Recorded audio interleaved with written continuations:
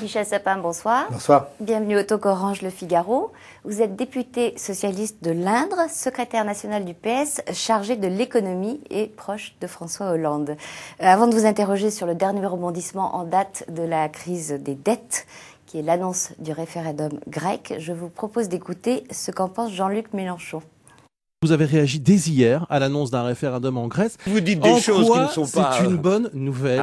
Il y a quelque chose qui s'appelle la démocratie, qui est une invention, somme toute, assez récente dans l'histoire de l'humanité, avec le droit des peuples à décider d'eux-mêmes. Or, le peuple grec a le droit de dire, je ne dis pas qu'il le dira, a le droit de dire, écoutez, vous n'avez pas trouvé la bonne solution pour nous, puisque nous sommes soumis à un pillage de notre pays. D'une façon générale, la démocratie n'est plus une bonne nouvelle depuis quelque temps en Europe. Chaque fois qu'il s'agit de faire voter les peuples, alors là, on s'effarouche.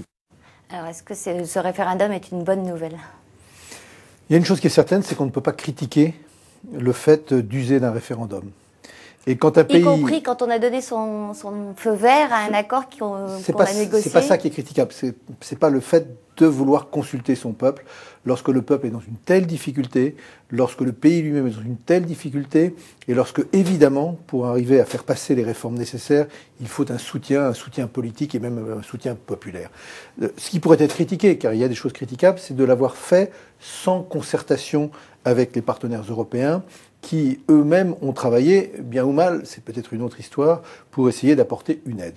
Donc le principe lui-même ne peut pas être critiqué et ne doit pas être critiqué. Et peut-être que c'est une des remarques que l'on peut faire, une des critiques fondamentales que l'on peut faire à l'Europe, et en particulier au tandem franco-allemand, Angela Merkel et Nicolas Sarkozy, c'est au fond d'avoir dit il suffit un plan, un deuxième plan, un troisième plan, et ça passera. Non, il y a un moment donné où ça ne passe plus politiquement, parce que vis-à-vis du peuple, ça ne passe plus. François Fillon, comme d'ailleurs Bertrand Delanoë, pense que la bonne question à poser aux Grecs, ce n'est pas est-ce que vous approuvez le plan de sauvetage, mais est-ce que vous voulez rester dans la zone euro ou en sortir ? La question, c'est très important. Chacun sait bien que les questions peuvent être différentes dans un référendum et que les réponses peuvent être influées par ces questions. Encore qu'elles sont souvent influées, ces réponses, par la personne qui pose la question. En plus, c'est encore un facteur troublant. Donc je pense qu'effectivement, la bonne question que se posent les Grecs, que doivent se poser les Grecs, c'est est-ce que les sacrifices que l'on nous demande pour rester dans la zone euro valent le coup ou non, et qu'ils fassent une sorte de balance entre les coûts forts pour eux et les avantages importants pour eux d'être dans la zone euro. Est-ce qu'une sortie de la Grèce de la zone euro est envisageable sans conséquences dramatiques pour les autres pays membres ? Elle est forcément envisageable, même si elle est techniquement compliquée, et elle sera, de mon point de vue, extrêmement dommageable. Mais c'est au peuple lui-même, le grec, de le dire, s'il est saisi de cette question, pour la Grèce elle-même, parce que ça veut dire un appauvrissement soudain de l'ensemble de la Grèce dans des conditions absolument terribles, et au fond une Grèce qui n'échapperait pas pour autant à la nécessité de rééquilibrer son budget, de percevoir les impôts, bref, d'être une nation moderne dans un monde moderne. Donc elle sera dommageable aussi pour le reste de l'Europe. D'ailleurs, si le reste de l'Europe aujourd'hui est au chevet de la Grèce, c'est pas simplement par bienveillance vis-à-vis d'un pays qui aurait besoin de son aide, c'est aussi parce que l'on pense à nous-mêmes et que, effectivement, une sortie de l'euro voudrait dire une grande difficulté financière pour l'ensemble des banques européennes, pas seulement les françaises, mais aussi les françaises, et ça voudrait dire surtout que c'est possible. Qu'un pays peut faire faillite et qu'un pays peut sortir de la zone euro, et c'est là que le danger réside. On dit beaucoup que vous pourriez être ministre des Finances, de l'économie de François Hollande s'il était aucune raison de le dire. Élu en 2012, on le dit néanmoins. Vous avez déjà prévenu que le projet du PS devait être revu. Sur quelle prévision de croissance faut-il s'appuyer ? Alors, soyons clairs là-dessus. Le projet du PS n'a pas besoin d'être revu. Il faut garder la prévision de croissance de 3%? Non, 2,5% pour entre 2013 et 2018, c'était la même prévision de croissance que celle que la droite faisait. Donc, en soi, qui a été revue. Oui, qui a été revue pour l'année prochaine, mais qui n'est pas été revue pour les années d'après. Mais ne faisons pas de la technique. Le projet socialiste est un élément utile. Il est utile au candidat François Hollande. C'est le socle, mais c'est l'habitude. Nous faisons toujours comme ça. Il y a toujours une réflexion des socialistes sur le projet qui n'est pas à 5 ans, qui est aussi à 10 ans.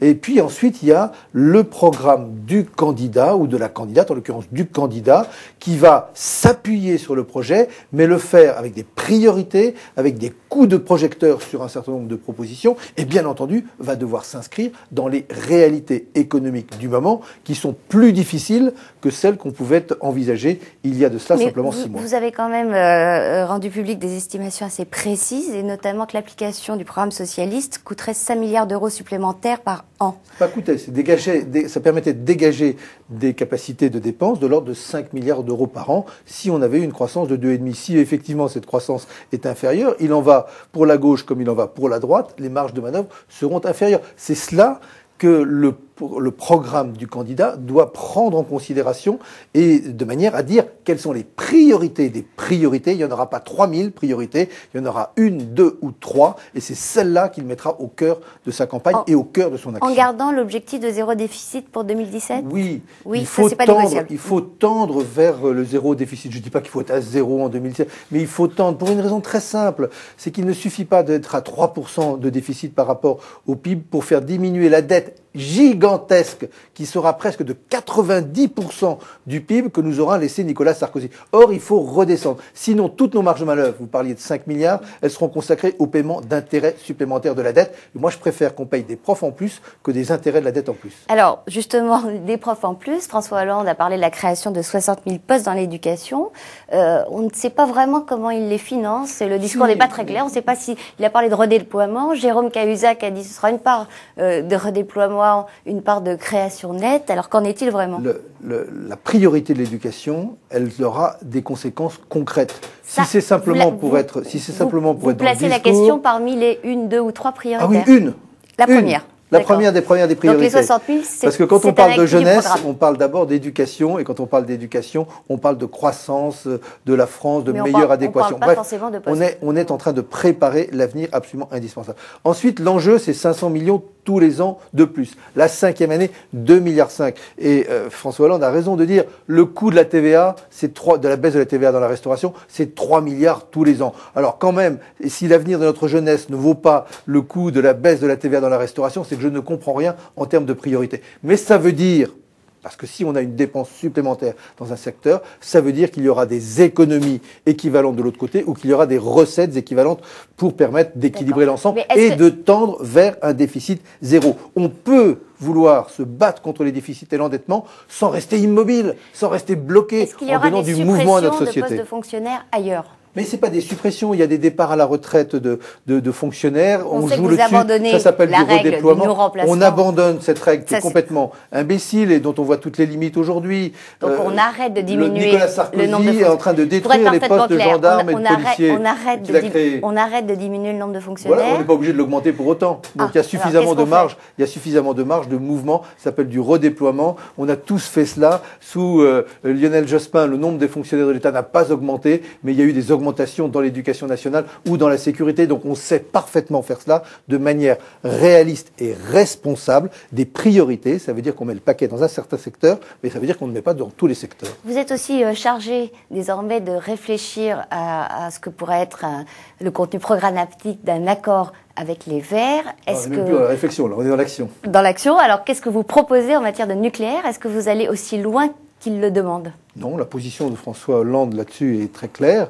Il convient, et c'est déjà un effort très important, de diminuer la part d'électricité qui est produite à partir du nucléaire. Nous sommes aujourd'hui à 75%, c'est le pays au monde qui a le plus de production électrique à la part du nucléaire, vers 50% en 2025. Donc il se donne une dizaine d'années, dont 5 ans là, pour faire diminuer cette part du nucléaire. C'est ça la position qui est la sienne, et ça ne sera pas autre chose. Je crois qu'aujourd'hui, les Verts, me semble-t-il, ils le diront eux-mêmes, ont compris l'ambition de cette proposition, et déjà la mettre en œuvre, ce sera du travail. Alors le PS veut lier contenu programmatique et discussion sur les législatives en termes d'investiture. Est-ce que vos prédécesseurs, ou les gens qui continuent d'ailleurs à travailler pour Assar, Rutsel-Sferrino, ont déjà trop cédé aux Verts ? Apparemment, ils auraient les 15 sièges nécessaires pour faire un groupe. Non, mais il est... D'abord... il est normal que nous lions les deux, parce qu'on ne peut pas dire on fait un programme de gouvernement ensemble et on se fiche de votre représentation au Parlement. Donc il est normal qu'on lie la représentation au Parlement des Verts, qui doivent avoir leur représentation et qui, à mon avis, doivent avoir un groupe c'est 15 députés, voilà, à un accord programmatique pour 5 ans. On se prépare à quoi? Il faut essayer de sortir. On se prépare à gérer ensemble, et avec d'autres, la France pendant 5 ans, avec un président de gauche, avec une majorité de gauche, non seulement à l'Assemblée, mais même déjà au Sénat. Donc on se prépare à être dans l'action, on se prépare à prendre nos responsabilités. Eh bien la responsabilité, c'est aussi de la partager. Et partager la responsabilité, c'est avoir des élus au Parlement. Est-ce qu'il faut partager Paris et en particulier donner à Cécile Duflot, qui est la patronne des Verts, la circonscription dont elle rêve dans la capitale? Mais c'est pas à nous, c'est pas aux socialistes, c'est pas à François Hollande de se préoccuper des noms de telle ou telle personnalité. Je vous parle à vous. Oui, mais c'est pas François Hollande que j'ai devant moi. Et c'est pas encore moins la mienne, moi qui suis à Berrichon, qui ne connais rien à Paris. Ouais. Mais c'est à nous, par contre, de nous préoccuper qu'il y ait une juste représentation. Et donc qu'il y ait, par exemple, 2 circonscriptions à Paris qui puissent faire l'objet d'un choix par les Verts de leur candidat ou de leur candidate, ça me paraît légitime. Eh bien, Michel Sapin, je vous remercie. Demain, le Talk Orange Le Figaro reçoit Pierre Méignery, qui est président de la Commission des Affaires sociales de l'Assemblée. Bonsoir et à demain pour un nouveau Talk Orange Le Figaro.